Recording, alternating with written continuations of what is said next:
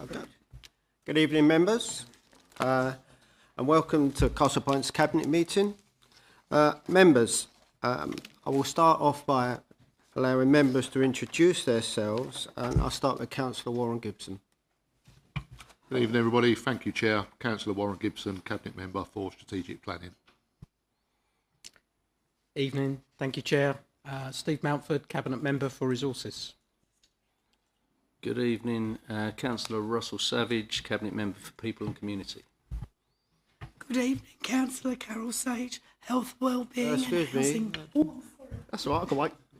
I'll jump your turn. Good evening, everyone. Councillor Tom Gibson, Cabinet Member for Assets and Special Projects. Councillor Sage. Councillor Carol Sage, Cabinet Member for Health, Wellbeing and Housing. Councillor Sage has got a poor throat, so thanks for trying anyway. Good evening, everybody. Councillor Barry Palmer, Economic Growth and Climate Action. Yes, good evening. Thank you, Chairman. Councillor Michael Fuller, Cabinet Member for Environment. Thank you, members, and I'm Councillor Dave Backwell, Leader of the Council. Okay, have we any apologies for absence? No, Chairman. Everybody's here. Thank you very much, Anne. Have we got any members' interests? So I have an apology, Chairman, from Councillor Bissett. That will be in relation to the special council meeting that follows. Thanks, Councillor Skip, anyway. Thanks for that. No members' interest. Item 3 is the minutes of the previous meeting. Is it agreed that the minutes are correct and I sign the minutes of the meeting? Agreed. Thank you very much, members. Thank you. Right, so members' questions. We have been notified that Councillor Hart, Skip and Mrs Thornton have given notice that they wish to speak and ask questions on items on the agenda. Thank you very much. Item 4, Development Management Update. Councillor Warren Gibson, please introduce the item. Yeah, thank you, Chair. The purpose of this report is to note the response from the Chief Executive to the Department for Levelling Up Homes and Communities in respect of possible designation and intervention due to a drop in the planning performance against statutory targets of determining major planning applications. It is also to endorse the action plan to sustain improved surface. A bit of background to this report. On the 10th of January 2024, the Chief Executive received a letter from the Department for Levelling Up Housing and Communities advising that the Council could be liable for designation on the basis of the Council's performance in determining applications for major developments within statutory time limits. A copy of the letter can be found in Appendix 1.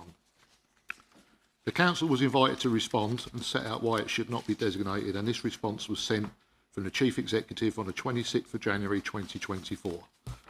A copy of the Council's response can be seen in Appendix 2. It is not clear exactly what form designation might take. However, 3 other local planning authorities have been formally notified of designation. They are Uttlesford, Chorley and Fareham. In the case of Castle Point, it is possible that this could remove the Council's decision-making powers for major developments and could result in major applications being made directly to the Planning Inspectorate. The impact of designations has many risks, including the loss of decision-making and local accountability, loss of fee income and costs to be borne by the Council, loss of staff and staff morale, and impact on the Council's reputation. Historically, where a notice of liability to designate is issued, the Government has, where appropriate, agreed to review the performance again in 6 months. If performance has improved, the designation may be avoided. Whilst the dip in performance has occurred, and the reasons behind this are set out in a letter in detail in Appendix 2, these included not having extensions of time in place, not agreeing long enough extensions of time following a Development Management Committee to allow for details to be finalised following an overturn of the officer's recommendation, and the Council's practice of ensuring the quality of development above that of the speed of decision making. The downturn in performance also coincided with the loss of staff within the service. With the 2 most senior members of staff retiring in a small team, this loss of staff, as set out in the response, has had a major impact. The Council is taking actions to improve performance and has already demonstrated much improved performance, with 67% of major applications determined in time during Q3 with performance in the current quarter on track to be above the irrelevant target of 60%. The Council has also been successful in securing £30,000 of planning skills delivery funding to be spent on additional temporary staffing to speed up the decision-making process. Finally, the pre-application advice service has been reviewed using current best practice, which can be seen in Appendix 3, to help provide a better quality, faster service to applicants, which will help speed up decision-making and reduce the likelihood of appeals. So to conclude, the recommendations of this report are to note the letter dated 10th of January 2023 from the Department for Levelling Up, Housing and Communities, and the response from the Chief Executive dated 26th of January 2024, and also to endorse the actions already taken for sustained improvement in the service, including the revised pre-application service policy. Thank you, Chairman. Yep, thank you, Councillor Watts. Members of the Cabinet, are there any questions? There are members who have given notice they want to ask questions. Are there any questions you want to ask? No? Thank you very much, members. Members, is then the recommendations agreed? Agreed. Thank you very much. Moving on. Moving back. Okay. Review of Council's policy of acquisition and disposal of council-owned land. Councillor Tom Gibson, please introduce this item. Thank you, Leader. The purpose of this report is to seek Cabinet approval for a refreshed and clarified acquisition and disposal of council-owned land policy, brought in line with the Council's priorities in the areas of people, place and environment. Unlike property owned by individuals, there is a lawful requirement and public expectation placed on local authorities to undertake a clear, transparent and approved procedure when it comes to disposal of its land or assets. Changing requirements over the course of municipal terms and beyond, along with the Council's regular review of assets, will at times lead to some of these assets becoming surplus. In addition, there may be circumstances in which a disposal is considered the best way to achieve the Council's wider objectives. The Council's policy in this area, last reviewed in October 2022, has been substantially rewritten to make it clearer and easier to understand, and also to reflect changes in internal governance, which give elected members oversight and transparency in relation to the acquisition and disposal of council land and buildings. This is included as Appendix 1 in the report. Without going too far into specifics, as these are set out in the policy, I'd like to give a brief overview of some of its features. The policy supports the sale of public assets to community ownership where appropriate, usually on a leasehold disposal basis. The policy is designed to be flexible so that larger, more complex land sales can be efficiently managed. Equally, this applies to cases in which the Council is aiming to deliver wider benefits such as regeneration programmes. It is important that the Council retains the discretion to define the most commercially appropriate approach to acquisitions and disposals. This policy also entrenches the Council's obligation under Section 123 of the Local Government Act to only dispose of land for the best consideration reasonably practicable. This means achieving maximum value for the disposal. It's important to note that maximum value does not always necessarily mean maximum price, and the wider impact of any disposal must also be considered. Finally, the policy ensures that the Council fulfils its duties as a trustee in relation to the land it holds on behalf of the public by ensuring that any land is disposed of at the best possible price. The Council will seek to demonstrate that it has achieved best consideration by obtaining an appropriate valuation from the land from a registered valuer. I'd like to thank the Chief Executive for compiling this report. Colleagues, the report is before you, along with the review policy in Appendix 1. I move the officer's recommendation that the acquisition and disposal of council-owned land policy is approved. Thank you. Thank you, Councillor Gibson. Members of the Cabinet, any questions? No. Members, any other questions? Councillor Hart. Thank you, Chairman. Can I ask what council involvement would be in any of these disposals? I've not seen it mentioned anywhere. The council involvement, is it just officer decisions? Sorry, I didn't quite catch that. Councillor Gibson, do you want to? That's all right, Leader. Thank you. I think I got it. So the elected member involvement in any disposals for this policy will come under they'll come to the Asset Review Board. In terms of reference set on the report, it's effectively a working group made up of Cabinet members. So any disposals will come to that group, and then we'll feed back to the officers and liaise from there. Would that, would that group come back to full council? Can I say, Councillor Hart, it's been a change of policy because the previous administration, it was under delegated authority by officers to dispose of any assets of the council, so it's been changed that members have an input. If we're going to dispose of any assets in their borough, I think members should have an input at that. So that's why we've changed the policy. So I thank for that question. Thank you very much.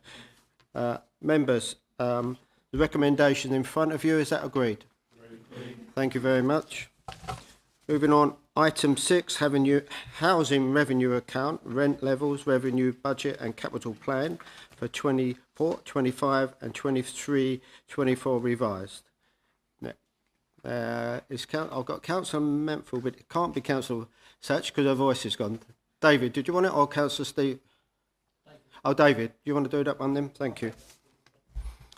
Thank you, members.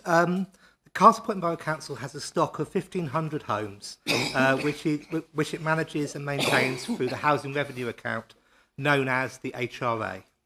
The council has a statutory duty to set a budget for the HRA that is balanced and avoids a deficit. The HRA is ring-fenced for the delivery and maintenance and investment in housing services and is required to be self-financing. The council reviews annually the rent levels for council dwellings, garages, the revenue expenditure budget and the capital expenditure plan. All rent collected is reinvested into the housing services, and it funds, amongst other things, decent homes works and major improvements, such as new kitchens, bathrooms, windows, roofs, doors, energy efficient heating systems, and the maintenance of internal and external communal areas. It also funds a significant programme of reactive and responsive repairs to its homes and essential safety measures such as gas and electrical servicing and inspection, whilst also providing funding to the continued development of new homes for new people within the borough. The purpose of this report is to agree the proposed rent levels for council dwellings and garages, the HRA revenue budget and the HRA capital plan for 24-25. Details of the rent proposals are shown within the report in sections 4.1 to 4.4 and 5.1 to 5.5. In summary, the rent is set based on national rent policy guidance, which ensures that social rents are the same, remain consistent within the same area. The proposed rent increase is 7.7%, and this is in line with the government's rent setting policy and reflects the national and local picture in relation to rent rises. The 7.7% increase equates to an average increase of £7.79 per week for social rent dwellings and £16.28 for affordable rent dwellings. The proposed rent increase for garages has been set at 4.2%, which relates to 71 pence per week, excluding VAT. Revenue and capital estimates requirements are shown in sections 4.5 to 4.12, and annexes A and B set out the revenue and capital proposals for the coming year. These outline the required maintenance programmes that the council must have in place to maintain its council housing stock and the level of investment that is required based on current estimates of inflationary price rises. The spending is linked to the council's priorities and strategic objectives and aligns resources appropriately with the management and maintenance of the council's housing stock. The council is not insulated from inflation and spiralling costs of maintaining and investing in our tenants' homes, such as utility prices, repairs and improvement costs. Setting rents below 7.7%, as is the national guidance, would put at risk the council's ability to provide services to meet the needs of tenants and would risk not meeting the new requirements set out by the regulator of social housing and the ever-emerging government requirements of landlords to do more to maintain safety, enhance tenant engagement, satisfaction and improve energy efficiency. The increase is not only necessary to fund the current service, but also to support a growing programme of new council homes. A lower rent increase will compound the national rent restrictions and create longer-term challenges in relation to delivering future services, and income will lag significantly behind cost pressures. I would remind Cabinet today that the rent increases detailed in the report need to be agreed this evening, so that the necessary notices can be sent out to tenants for the new rents to be effective from the 1st of April 2024. So the recommendations that the report puts forward are a rent increase of 7.7% for all social rent HRA dwellings to be agreed, resulting in an average increase of £7.79 per week, a rent increase of 7.7% for affordable rents within the HRA to be agreed and resulting in an average increase of £16.28 per week, following last year's increase of £1.68 on garages, a smaller increase this year of 71 pence excluding VAT, and finally to the HRA revenue budget needs to be approved for revised estimates 23-24 and estimates for 24-25 as set out in Annex A, and HRA capital plan for revised estimates 23-24 and estimates for 24-25 as set out in Annex B. Thank you, David. Members of the Cabinet, have we any questions? Members, have we any questions? Councillor Thorpe. Well, yep. Councillor Warren Gibson. Thank you, David. Carol, can I just check really? For I mean, I'm sure I've read it somewhere, but am I right in saying that any money collected that is ring fenced and can only be spent on social housing? That is absolutely correct. Yes, the HRA is an entirely ring fenced account. There can be no cross subsidy into the general fund activities, and equally, general fund cannot cross subsidise the HRA. Thank you, David. Councillor Steve Manfield. Thank you, Chair. Can I just ask, are we aware of any neighbouring boroughs or nationally that are not following the guidelines and increasing 7.7%, please? Thank you. I am not personally aware of any council that is not following the national guidelines. I did undertake some comparison work with local Essex authorities, and all of them were increasing by the 7.7% recommended in the policy due to financial pressures, particularly on their 30-year HRA business plans. Thank you, David. Thank you, any other members? Councillor Thorpe. Thank you. I've got two questions, actually. The first one, it says, is it the planned maintenance? It said it's informed by a stock condition survey undertaken by South Essex Homes during 18 and it's supposed to be on a 5-year cycle. Over the last couple of years, the report has said that the next full survey will take place in the 5-year cycle. This one says it should have been 2023, but it's currently in the planning stage. Can you tell me what happened? Has it been done? Is it due to be done? Because we're sort of a year late with it now. Thank you. It is due to be done. We are in the planning process. I am looking to pull together a report probably to a future cabinet to look at employing a officer to provide that service directly, rather than going with South Essex Homes on a 5-year cycle, actually looking to do it as an ongoing process. So each year we would do a proportion of the stock so that we can get a better impression of the current situation. Thank you. So does that mean we're behind with our repairs? We are not behind of our repairs. Obviously, we continue to actually work to the stock condition survey that was undertaken, and that actually provides repairs going forward over a 30-year period. So we still very much have information as to what properties are expected to fail and which ones would fail decent homes, and those are obviously our priority. We also bring together any other programmes of need as our inspectors are out on the borough viewing our council homes. Can I ask my second question? You've used it up, I'm afraid. The rules state one question, one follow-up question. Unless members want to agree to increase the questions, I think we've got to stick to the way we do it. I mean, the previous administration only allowed us one question and one follow-up question, so I'm going to stick to the rules. Thank you very much. So, members, unless there's any other questions, Councillor Hart.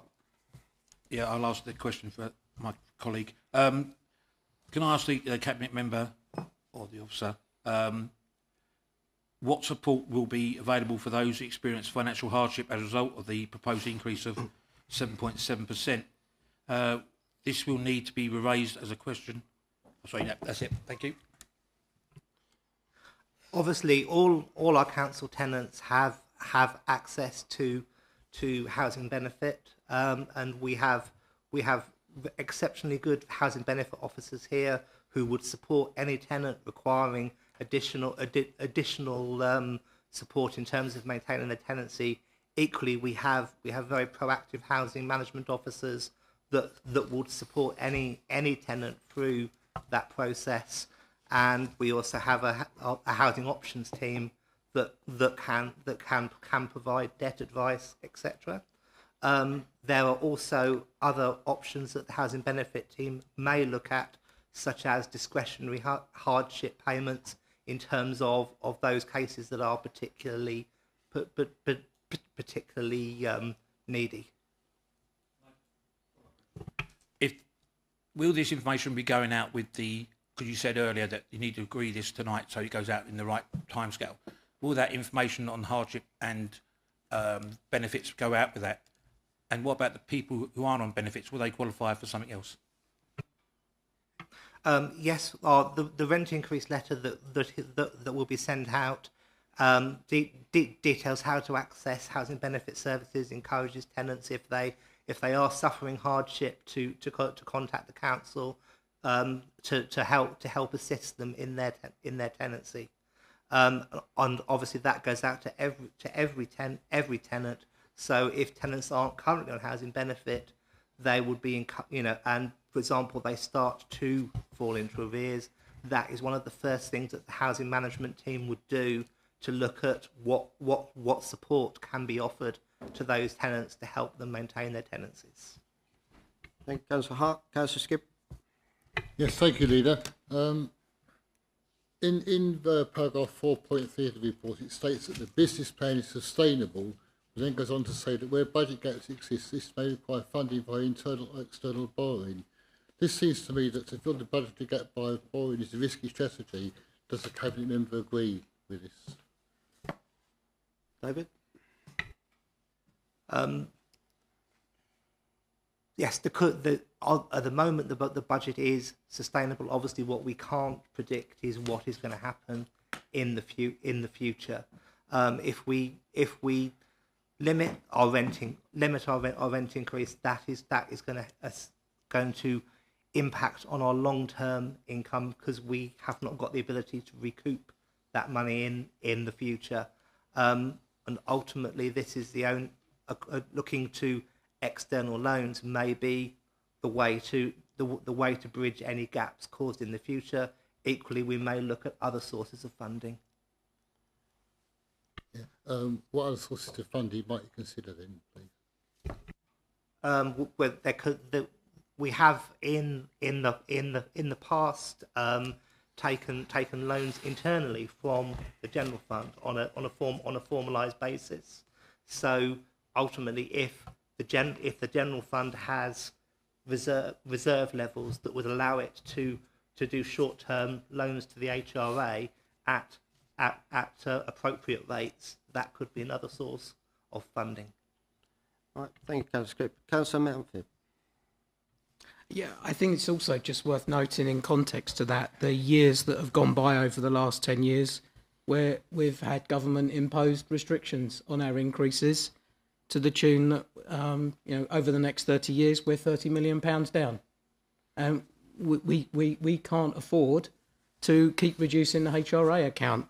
The increase last year was reduced because of high inflation, because of the way the country was running with high inflation, and those inflationary pressures are still on us, and we need to increase, unfortunately, in line with inflation that's set at a national level. Thank you, Councillor Melfield. And I think every council is in the same position. All councils are finding it very difficult, and basically down to lack of government funding, and that is a fact. So, members, the recommendations are set out there. Is that agreed? Thank you very much. So we move on to item 7, the policy framework budget setting for 24-25. Councillor Mansfield, please. Thank you, Chair. The report is before you, and obviously we'll be covering this at Special Council at next meeting. So I pass this for approval. Thank you. Okay, members, no questions, and so moving on to item 8, matters to be referred to from standing committees. There are no... Oh, sorry, I've jumped the gun there, members. The recommendations are agreed, set out in the report. Is that agreed? Agreed. And then moving on to item 8, matters to be referred to from standing committee. There are no matters. Item 9, matters to be referred to from Policy and Scrutiny Committee. There are no matters. That concludes formal business for tonight, and I'll see you all in about half an hour. Thank you very much.